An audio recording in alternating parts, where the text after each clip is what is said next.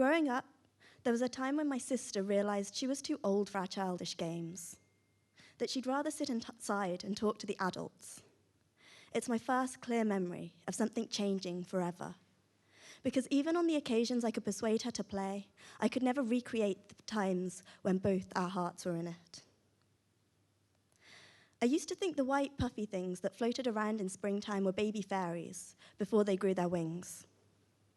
I don't know how I got the idea, but it was clear in my mind. And like how I didn't actually believe that dinosaurs came up through the plug hole at night, I knew this as a fact. I liked fixing things, so I'd go around finding fairies stuck in spiders' webs and delicately pick them free. Not being entirely selfish, I'd let them go with a wish. I'm not superstitious. I don't walk down pavements like I'm on a dance mat avoiding cracks. One magpie won't play on my mind, and I'm sorry, Mom, I do occasionally cut my nails on a Sunday. I'm not actually superstitious. But there have been days when I've followed these old traditions with the passions of an avid believer. Still not really convinced, but willing to try anything. The obscurer, the better, on the assumption that if something popular worked, we'd have heard about it by now.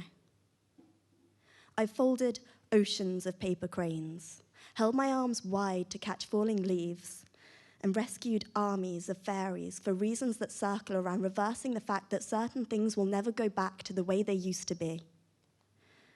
And I used to believe the laws of entropy governed our lives, that we slide closer to broken every time our order is shaken and we can't take it back. The marks do not fade. It's not always the small things like baby games, lost with growing pains. If they had shaken the order, then there have been days that were earthquakes. And I would have used wishes to take Tipex to my life's script, instead of just painting myself, pretending nothing's changed.